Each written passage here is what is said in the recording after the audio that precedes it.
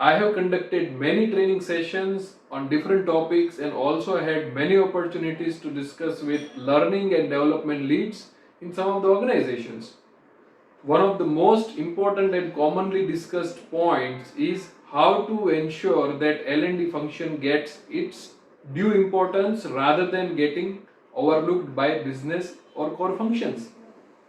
There are many areas which can be looked at, and in this video I will talk about how to approach training effectiveness, because ensuring training effectiveness creates positive impact across the organization and it also helps L&D function to get the due importance. Hello everyone, I am Kartik Kamdar and I welcome to our YouTube channel Experience Candles. In continuation to the training effectiveness, I have briefly captured approaching it using KNAIL IT approach, that is KNAIL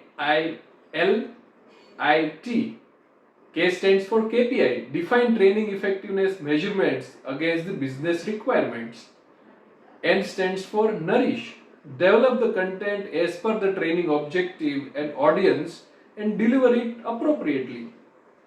Third is assessment.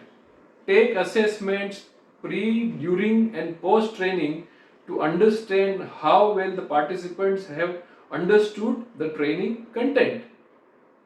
Then fourth is install. Install systemic change monitoring system to ensure right implementation of the learnings. Fifth, learners feedback. Capture learners feedback on the content on regular basis. Then I stands for invest. Invest time in continuously improving the content and delivery. Then T stands for talk the walk. Talk about how the trainings have created an impact across the organization.